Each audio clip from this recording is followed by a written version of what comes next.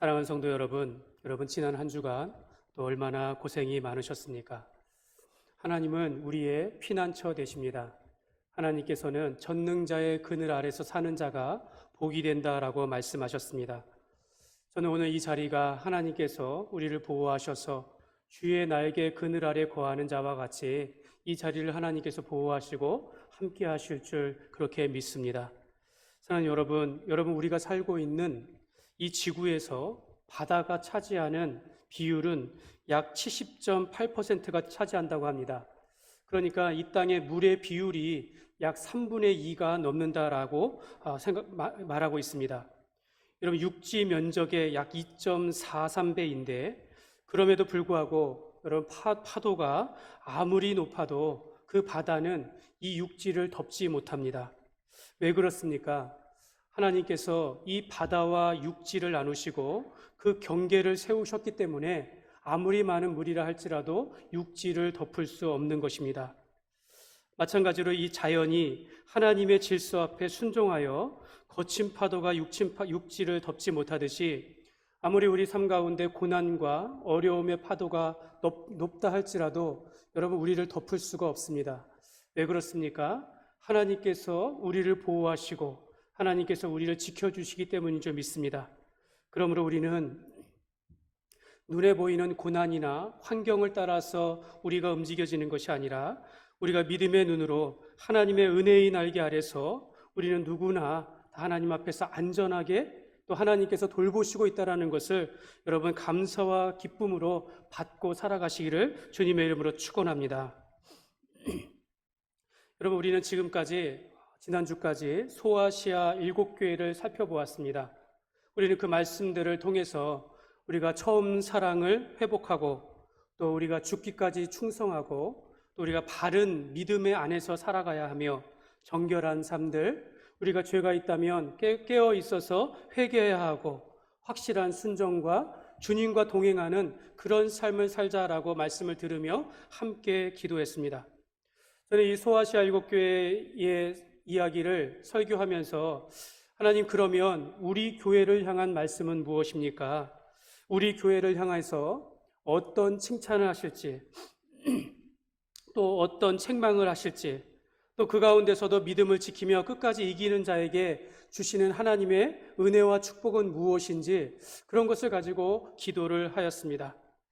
여러분 하나님께서는 그 소아시아 7교회를 향하여서 7금 촛대 사이를 거니시는 것과 같이 모든 교회와 함께하여 주시고 또 다윗의 열쇠를 가지신 것과 같이 문을 열면 닫을 자가 없고 그가 닫으면 열 자가 없듯이 우리에게 은혜를 주시고 또한 아멘이시오 하시는 그 주님의 그 신실하심을 따라서 하나님께서는 그 교회와 우리 삶의 모든 형편들을 알고 계십니다. 그래서 여러분 우리는 이 때문에 우리의 주변과 환경을 알아야 하고 또 우리가 걸어온 발자취 속에서 우리가 어떻게 기도했는지를 생각해 보며 그 가운데 하나님께서 우리 삶 가운데 어떻게 행하셨는지를 돌아볼 수 있어야겠습니다. 여러분 우리가 오래전에 우리가 기도했던 것, 간구했던 것 지금은 우리가 다 기억할지 모르겠지만 하나님께서는 반드시 우리의 간구를 들으시고 오늘 7절에 보면은 너희가 무엇이든지 원하는 대로 구하라 그리하면 이루리라 말씀하신 것과 같이 우리가 구하면 반드시 하나님께서 들으시고 하나님의 때에 하나님의 방법으로 응답하십니다. 그렇기 때문에 여러분 우리의 지금의 삶은 과거에 우리의 기도를 통해서 이루어진 삶이라 해도 과언이 아닐 수 있겠습니다. 여러분 어느 누구가 제가 김천으로 이사 오고 여러분과 함께 이 자리에서 함께 할지는 아마 누구도 몰랐을 것입니다. 그러나 우리가 지나온 시간들을 생각해 보면 하나님은 저를 향한 계획이 있었을 것이고 우리를 향한 비전이 있었기 때문에 오늘 이 자리에 우리가 함께 모여서 예배 드리게 된 줄 믿습니다. 여러분 오늘 이 요한복음 15장의 이 포도나무와 가지의 비유를 우리 주님께서 우리 교회에게 주시는 말씀으로 들으셨으면 좋겠습니다. 이 말씀이 우리 교회를 향한 칭찬이요 또 우리 교회를 향한 소망과 축복으로 받아들이시기를 바랍니다. 그러면 무엇이든지 원하는 대로 구하라. 이 말씀 속에서 우리가 구하는 대로 하나님의 은혜가 우리 가운데 있을 줄 믿습니다. 그 예수님께서 소아시아 7교회의 모든 형편과 그 지역을 아신 것 같이 만약 하나님께서 우리 교회를 향하여 말씀하실 때에 하나님은 아마도 이 김천 지역을 잘 아시면서 말씀하셨을 것이다 라고 생각을 합니다. 그래서 저는 이 말씀을 준비하면서 저도 김천 지역을 생각해 봤어요. 제가 온 지는 얼마 안 됐지만 제가 알고 있는 김천 지역, 여러분은 어떻게 생각하시는지 한번 살펴보시기 바랍니다.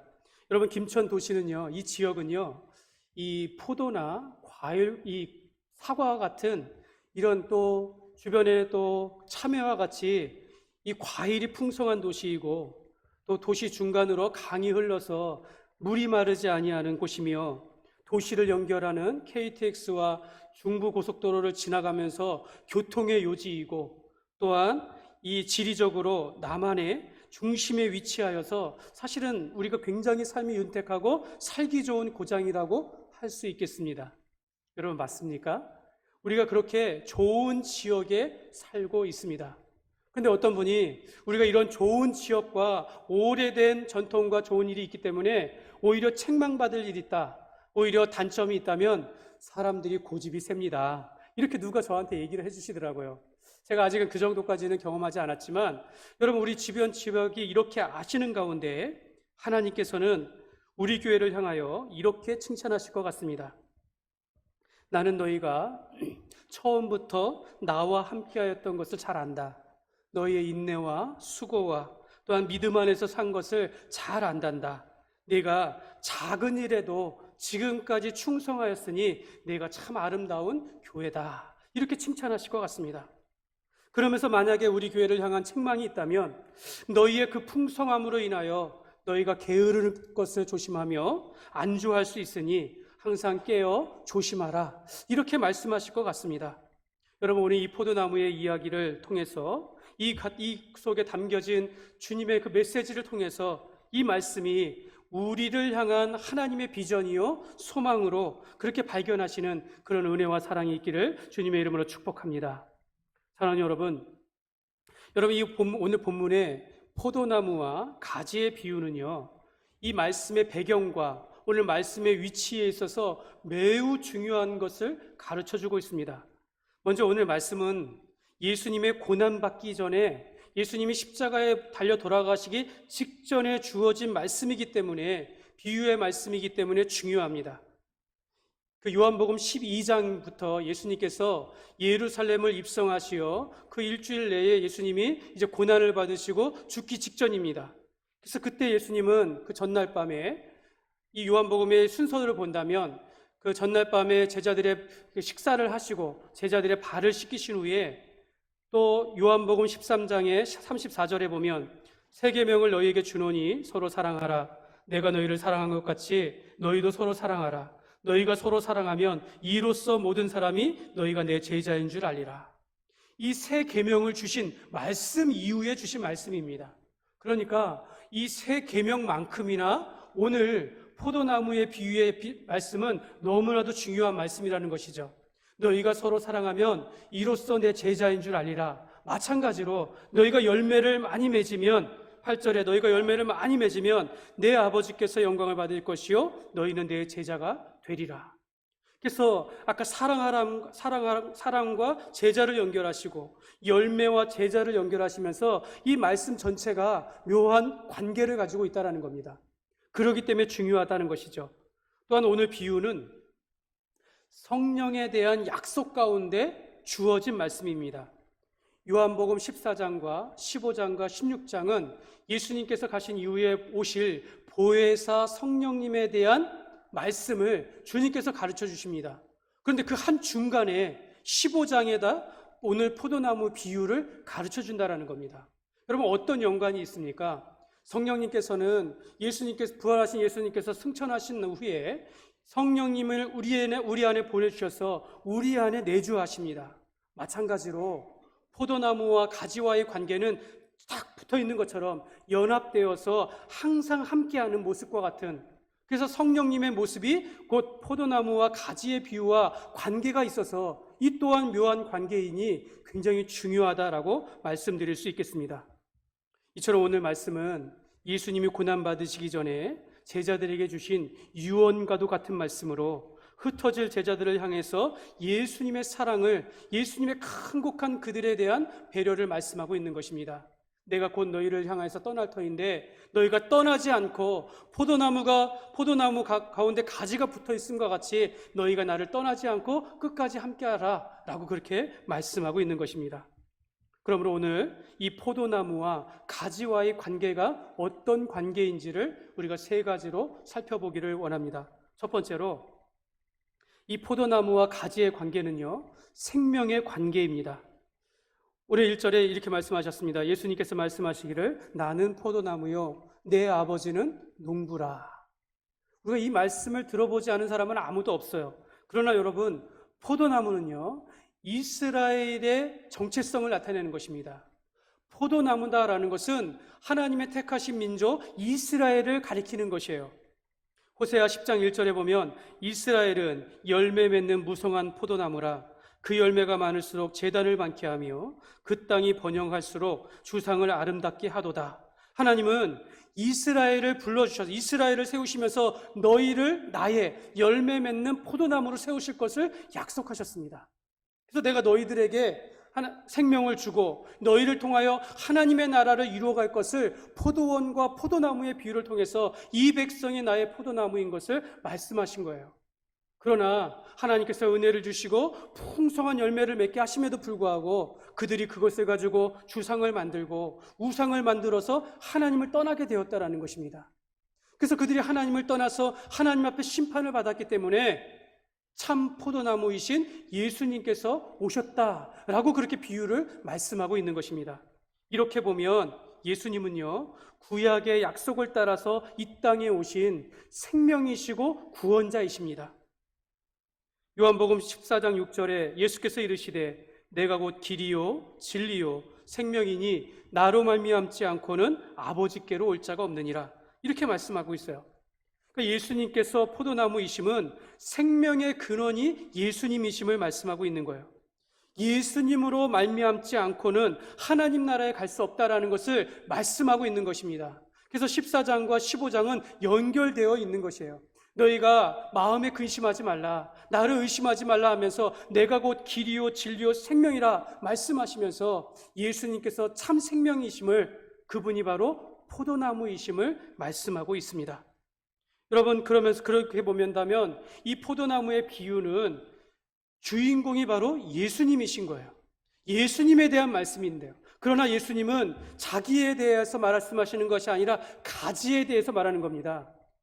바로 이 주제의 말씀은 예수님이시지만 예수님의 관심과 집중은 제자들에게 가지고 있다는 것입니다. 그 가지가 누구입니까? 5절 보면 나는 포도나무요 너희는 가지라. 그가 내 안에 내가 그 안에 거하면 사람이 열매를 많이 맺나니 나를 떠나서는 너희가 아무것도 할 수 없음이라. 여러분, 가지가 누구라고 합니까? 나는 포도나무요 너희는 가지라. 그러면 이 말씀을 듣는 예수님의 제자가 가지예요. 그리고 오늘 우리가 함께 모여서 하나님의 말씀을 듣는 주의 백성들, 오늘 이 자리에 있는 저와 여러분들이 바로 포도나무의 가지인 줄 믿습니다. 여러분, 한번 따라해 보겠습니다. 우리는 포도나무 가지입니다. 이것을 마음에 새겨야 합니다. 이 포도나무의 비유는 예수님에 대한 비유이지만 그러나 그 말씀을 향한 것은 우리를 향했다라는 거예요. 포도나무의 가지를 향한 말씀이라는 것입니다. 우리가 포도나무의 가지로 원줄기에 있다는 것 자체가 예수님과 우리와의 관계가 생명의 관계인 것을 말씀하는 것을 보여줍니다. 여러분, 그러므로 포도나무와 가지의 관계는요 생명의 관계입니다.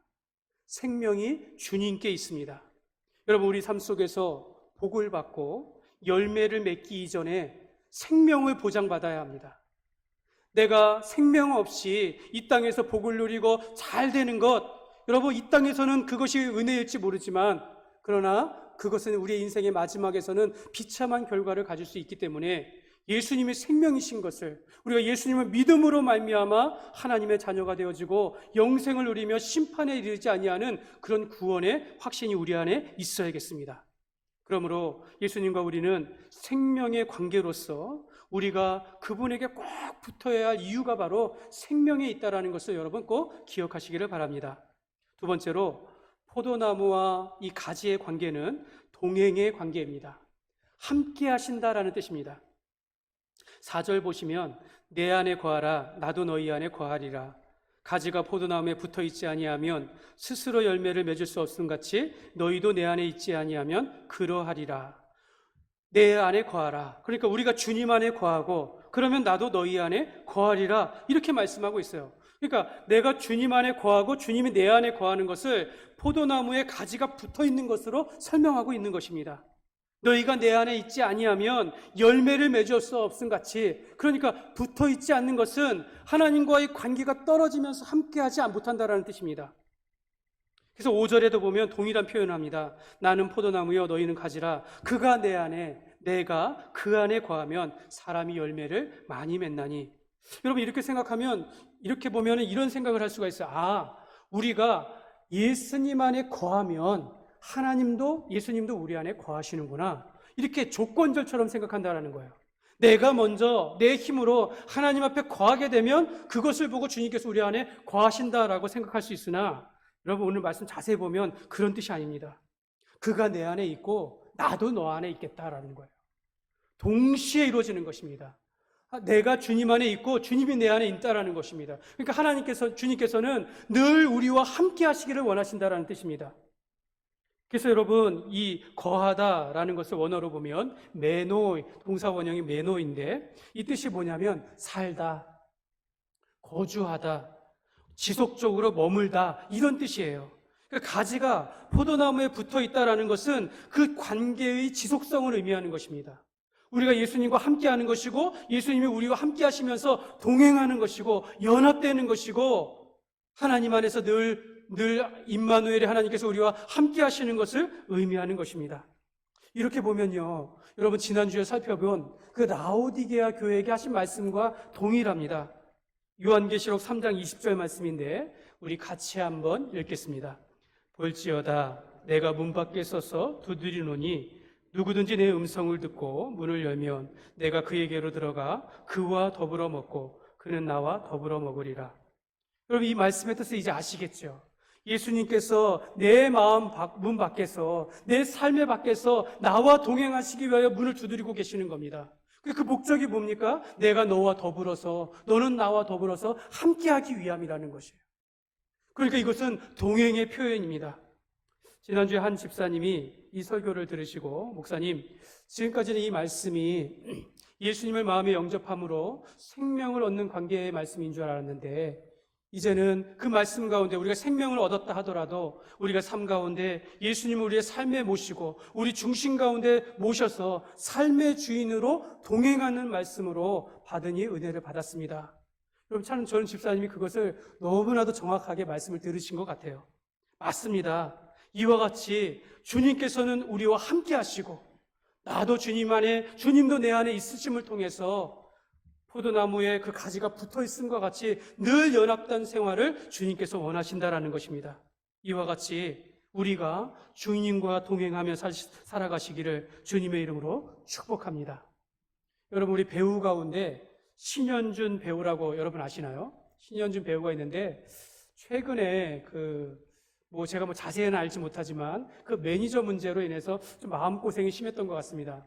근데 이 신현준 이분은 신자인데 그가 이 어려운 가운데서 어떤 고백을 하는 글을 제가 잠깐 본 적이 있습니다. 근데 이것이 우리가 잘 아는 예화 중에 하나인데 그가 이렇게 말합니다. 어느 날 밤 어떤 사람이 꿈을 꾸었습니다. 주님과 함께 해변을 걷는 꿈이었습니다. 근데 그 해변은 그 인생 가운데 하나님께서 함께 하시는 그 걸음들을 보여주시는데 그 자신의 인생마다 그 해변에 걷는 그 발자국이 있다라는 거예요.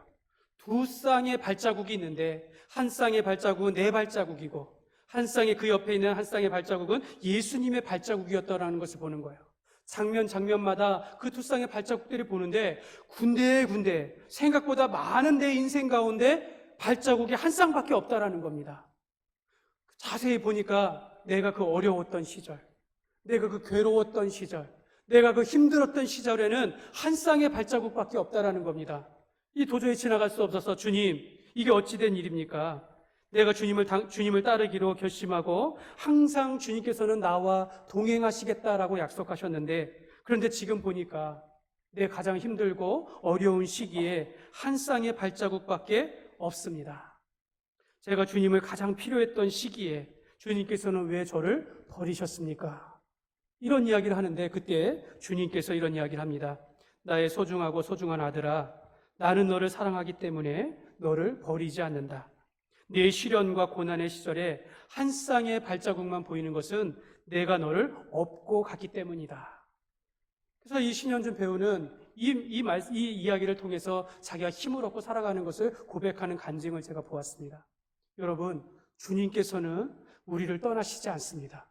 주님께서는 우리가 그 안에 꼭 붙어서 살아가는 한 주님께서 우리와 함께하여 주시고, 특별히 우리가 괴롭고 힘들 때에 오히려 우리를 업어주시면서 우리를 힘있게 우리를 이끌어 가신다는 것을 여러분 꼭 기억하시기를 부탁을 드립니다. 그래서 여러분, 주님과 가까이 하는 그런 포도나무의 가지가 되시기를 주님의 이름으로 축복합니다. 세 번째로, 포도나무와 가지와의 관계는요, 열매 맺는 관계입니다. 여러분 5절을 한번 보시기 바랍니다. 그가 내 안에, 내가 그 안에 거하면 사람이 열매를 많이 맺는다, 그렇게 말씀하셨습니다. 여러분, 나를 떠나서는 아무것도 할 수 없듯이 주님을 떠나면 열매를 맺을 수 없다라고 말씀하고 있습니다. 그러니까 여러분, 우리가 이 열매 또한 포도나무에 가지가 딱 붙어 있듯이 이 가지의 열매를 맺는 것은 사실은 그 원줄기와 뿌리로부터 받는 영양분과 그것을 통해서 열매를 맺는다라고 할 수 있겠습니다. 그래서 여러분, 우리의 열매는 다 하나님의 은혜다라는 것을 우리가 알 수 있는 것이죠. 열매 맺지 못하는 가지를 제거하는 이유가 바로 여기에 있습니다. 여러분, 이 포도 농사에서 여러분 잘 아시지 않습니까? 가지치기는 필수입니다. 열매를 맺지 못하는 송이, 한 줄기에 원줄기에 가지가 있고 또 다른 가지마다, 제가 여러분들의 보니까 한 줄기마다 한 송이 두 송이의 포도송이만 남겨놓고 다 제거를 합니다. 그리고 마지막 가지를 잘라요. 왜 그렇습니까? 이 필요 없는 가지를 제거하는 것뿐만 아니라 열매 맺지 못하는 가지를 잘라내어서 불에 사르는 것과 사르는 것뿐만 아니라 가지를 찜을 통해서 그 열매를 맺는 가지를 더 풍성하게 한다라는 것이에요. 그래서 3절에 보면은 이렇게 말씀합니다. 너희는 내가 일러준 말로 이미 깨끗하여졌으니, 너희가 이 가지를, 필요 없는 가지를 침으로 인하여 너희가 열매를 맺을 수 있도록 이미 깨끗하여졌다라고 말씀하고 있습니다. 그래서 여러분, 우리는 원줄기로부터 영향을 받아서 열매를 맺는 것입니다.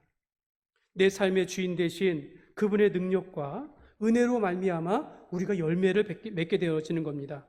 우리의 수고나 노력이 아니라 오히려 우리의 모든 삶의 열매가 다 하나님의 은혜라는 것입니다.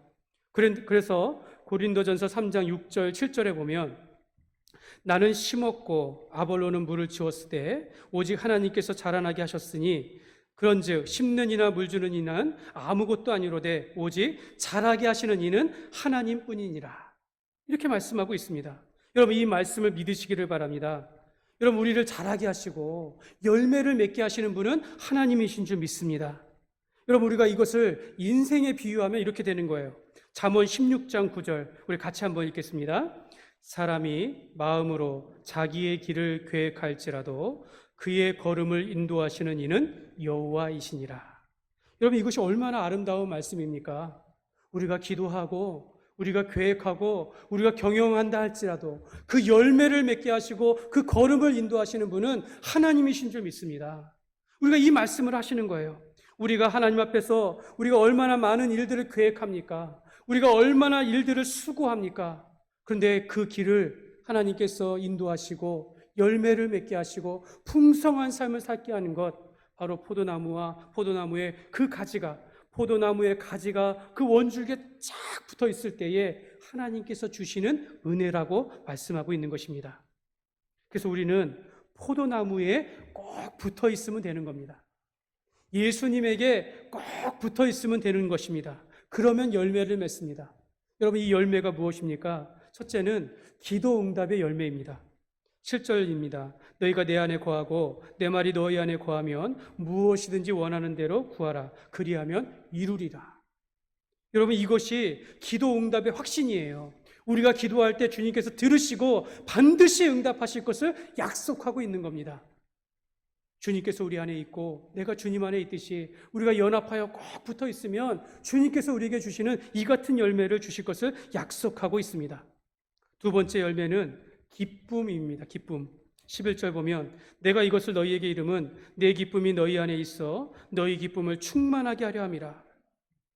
기쁨을 주신다라고 이야기해요. 우리의 기쁨을 충만하게 하신다라고 이야기합니다. 그런데 여러분, 이 기쁨이 어떻게 시작되어지냐면 내 기쁨이, 예수의 기쁨이 너희 안에 있어 너희 기쁨을 충만하게 합니다. 근데 예수님께서 어떻게 기쁨을 받습니까? 우리를 통해서 받는 거예요. 생명 얻은 하나님의 자녀들을 통하여 예수님께서 기쁨을 얻고 그 기쁨을 우리에게 돌려주겠다라는 뜻입니다.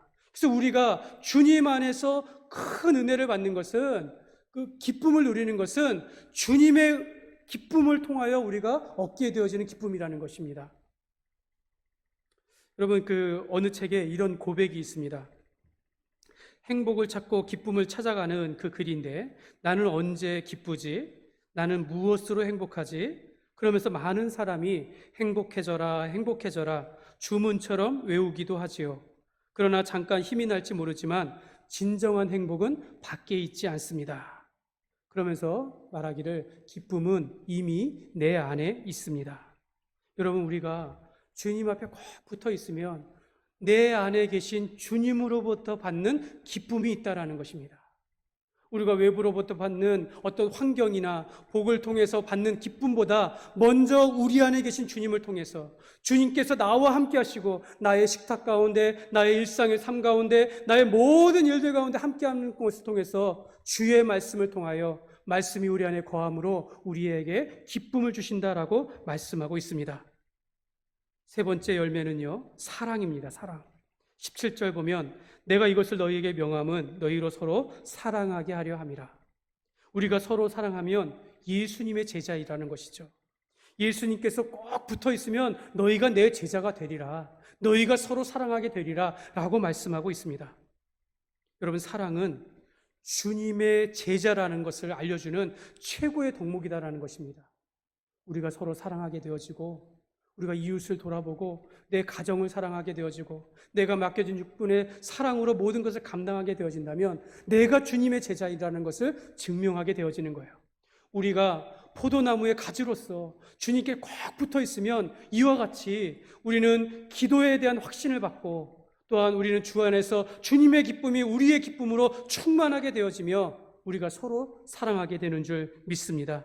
여러분, 저는 이 열매 또한 하나님께서 주님께서 우리에게 주시는 그런 은혜의 공급원이라 생각한다면 정말 주님께서 보시는 열매는 무엇인가?